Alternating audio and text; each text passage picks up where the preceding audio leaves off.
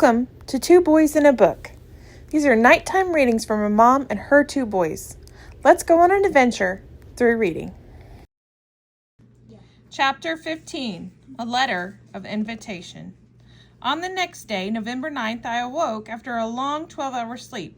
As usual, Conseil came in to ask how Monsieur had slept and to offer his services. He had left his Canadian friend sleeping like a man who spent his life doing nothing else. I let him chatter on as he pleased without giving much thought to answering him. I was preoccupied with Captain Nemo's absence during our reunion of the previous afternoon, but I hoped to see him again soon. I quickly got into my clothes made of byssus fabric. Conseil made several comments on them, and I told him they were made from the shiny silky threads with which the pinna, a kind of oyster-like creature very common near the shores of the Mediterranean, attaches itself to rocks. In olden days, people used to make beautiful cloth stockings and gloves, for it is both very soft and warm. The crew of the Nautilus could therefore dress at little cost and without having to take anything from cotton plants, sheep, or silkworms on land. Once dressed, I went to the big lounge. It was empty. I plunged into a study of the valuable shellfish gathered in the glass cases. I also went through the vast collection of rare marine plants which, although dried out, still conserved their marvelous colors.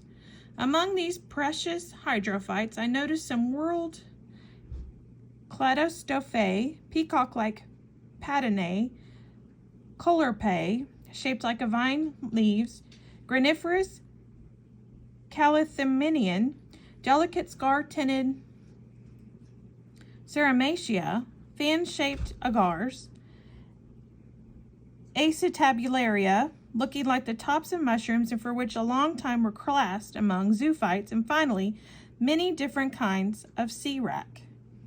The entire day went without my being honored by a visit from Captain Nemo. The panels of the lounge never opened. Perhaps he did not want us to become bored with these beautiful things. The Nautilus kept heading east-northeast at a speed of 12 knots and a depth varying between 165 and 200 feet. On the next day, November 10th, the same neglect and solitude, I saw none of the crew. Ned and Conseil spent most of the day with me. They were astonished at the captain's mysterious absence. Was this strange man sick? Had he changed his mind about what to do with us? But as Conseil pointed out, we were enjoying complete freedom and good food. Our host was keeping his side of the bargain. We could not complain, and the strangeness of our fate held such fine compensations that we had no right to blame him. The day I started a diary of our adventures, which has since permitted me to recount them with the greatest accuracy. However, there was one peculiar thing about this diary. It was written on paper made from eel grass. Early on the morning of November 11th, fresh air spreading throughout the inside of Nautilus told me that we were surfaced in order to renew the oxygen supply. I went to the central companionway and up onto the platform. It was 6 o'clock. The sky was clouded and the sea gray but calm. There was hardly any swell. I was hoping to meet Captain Nemo there, but I had no idea whether or not he would come out on deck. I saw only the helmsman imprisoned in his glass cage. I sat down on the ledge formed by the dinghy's hull and took deep breaths of delicious salt air. Little by little, the mist began to lift between the sun's rays as it rose over the eastern horizon. The sea flamed like a powder trail under its light. The high scattered cloud took on bright, delicately shaded colors, and numerous mares' tails showed it would be windy all day long. But what was wind to the Nautilus, which could brave any storms? I was admiring this joyous sunrise, so gay and invigorating, when I heard someone climbing up the companionway. I got ready to greet Captain Nemo, but it was the first mate who appeared. I recognized him as being the man who had accompanied the captain when he first visited us in our cell. He walked forward on the platform without seeming to notice my presence. Without a powerful telescope, he very carefully scanned the entire horizon. Then, when his examination was over, he went to the hatch and pronounced the following words. I remember them well, for each morning they were repeated under the same conditions. They were Natron, Respic, Lorny, Virch. As to what they meant, I had no idea. After uttering these words, the first mate went back inside the ship. I thought the Nautilus would probably once again dive below the surface, and I therefore went down the hatch and along the gangways to my cabin. 5 days went by like this, without the slightest change in the routine of our lives. Every morning, I went up on the platform. The same sentence would be uttered by the same man. Captain Nemo did not appear. I'd given up hope of seeing him when on November 16th, as I entered my room along with Ned and Conseil, I found a note lying on my table. I opened it immediately. The handwriting was clear and neat, but somewhat ornate and Germanic in style. The note read as follows. November 16th, 1867. Professor Aronnax on board the Nautilus. Captain Nemo has the pleasure of inviting Professor Aronnax on a hunting expedition tomorrow morning in the forests of Crespo Island. He has no previous engagements will prevent the professor from accepting, and he would also be very pleased if his companions would care to join him. Captain Nemo, commander of the Nautilus. A hunting expedition? Cried Ned. In the forests of Crespo Island, added Conseil. Does that mean he sometimes goes on ashore? Asked Ned Land. There seems to be little doubt about it, I said as I reread the letter. Well, then there's nothing to do but accept, said the Canadian. Once we're on dry land, we'll see what we can do. Besides, I wouldn't mind eating a few fresh pieces of venison. I did not even try to understand the contradiction between Captain Nemo's obvious distaste for dry land, even islands, and his invitation to hunt in a forest. I merely answered, let's first see what this Crespo Island is. I consulted a map at 32 degrees 40 feet north latitude and 167 degrees 50 feet west longitude. I found a little island which had been first sighted in 1801 by Captain Crespo, on which old Spanish maps were called Roca de Plata, Silver Rock, which were therefore about 1,800 miles from our point of departure, and the Nautilus's slightly altered course was bringing us toward the southwest. I pointed to this little rock lost in the middle of the North Pacific. If Captain Nemo does occasionally go on dry land, I said, he at least chooses islands that are completely deserted. Ned Land shrugged his shoulders without answering, and then he and Conseil left. After supper, served by the same mute, impassive steward, I went to sleep, not without some anxiety. When I awoke on the morning of the next day, November 17th, I could feel that the Nautilus was completely immobile. I got dressed quickly and entered the big lounge. Captain Nemo was there waiting for me. He got up, bowed, and asked if I would like to accompany him. But, Monsieur, I said, first allow me to ask you one question. Go on, Monsieur Aronnax, and I'll answer if I can.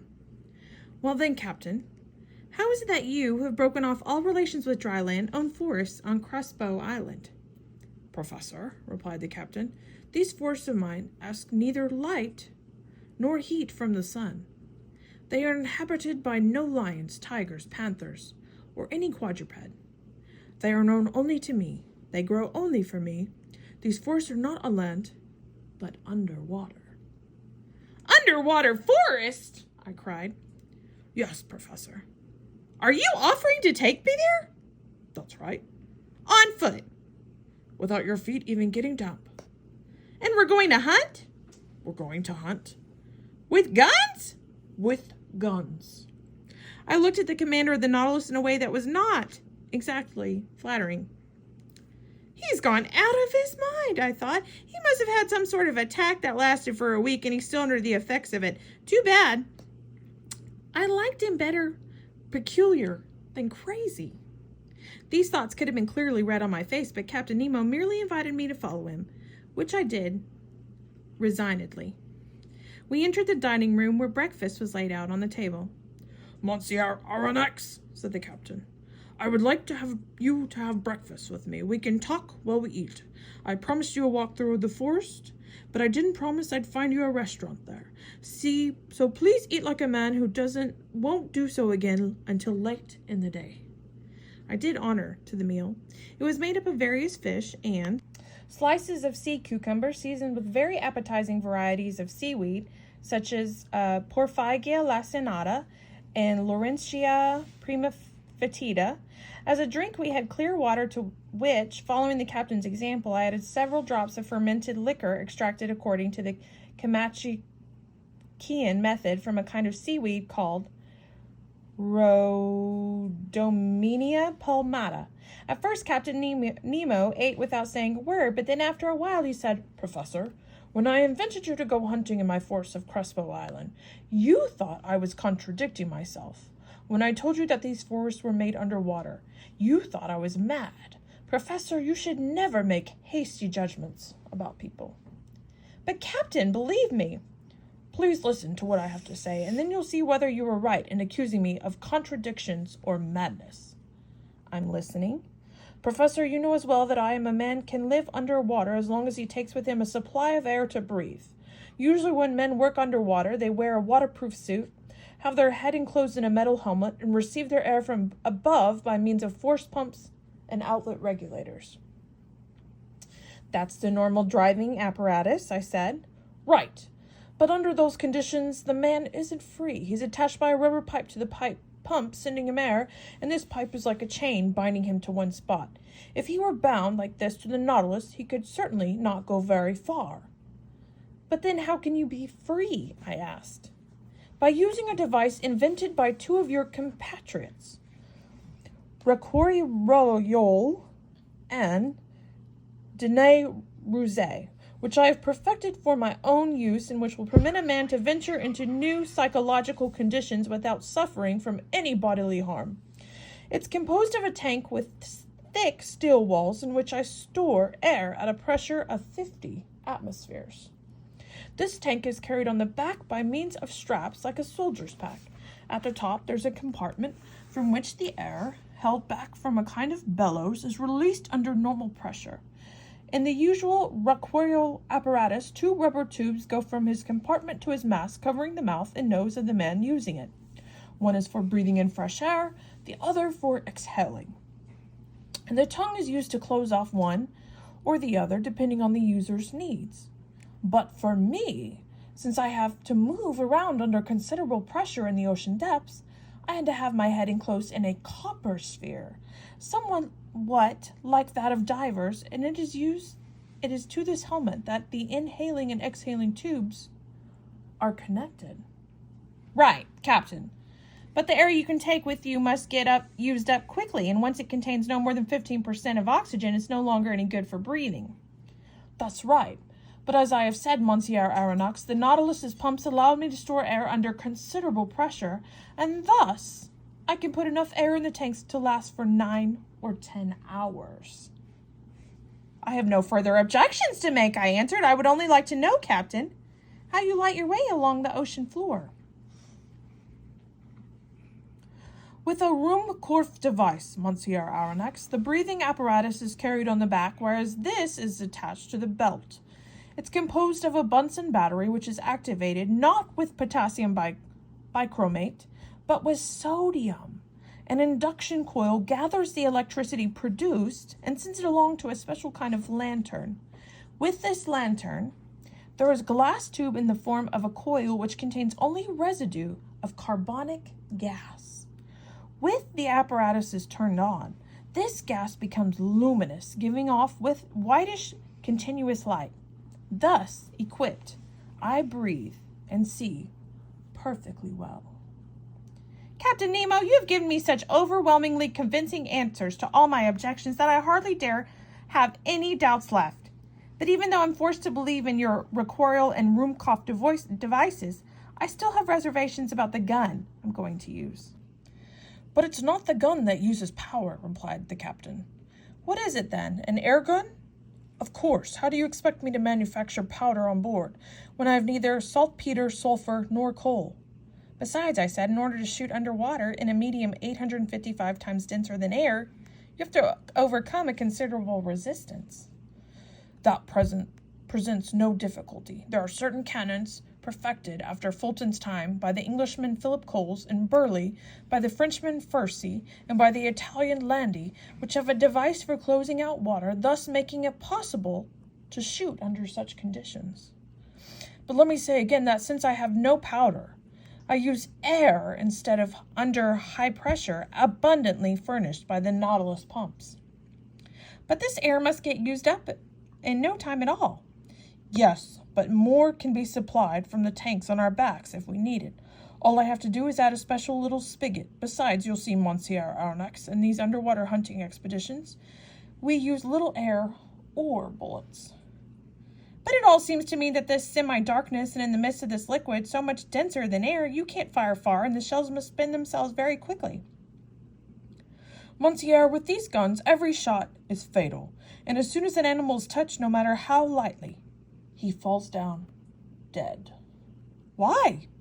Because these guns don't shoot ordinary bullets, but little glass capsules invented by the Austrian chemist Linné Brioche, and I have a large stock of them. These glass capsules are covered with a steel case and weighted with lead.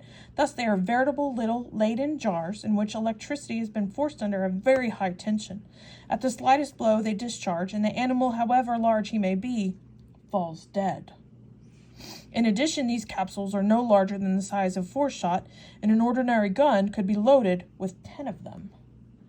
I'll argue no more, I replied, getting up from the table. There's nothing left for me but to take up my gun. Wherever you go, I'll go too. Captain Nemo led to the stern of the Nautilus. As we passed Ned and Conseil's cabin, I called them, and they immediately fell in behind him. When they came to a kind of cell up against the ship's side, near the entire room, it was there that we put on our hunting costumes. Thanks for watching. Tune in for chapter 16 and watch our gaming channel, Like and Boom. All right, see you tomorrow. Bye.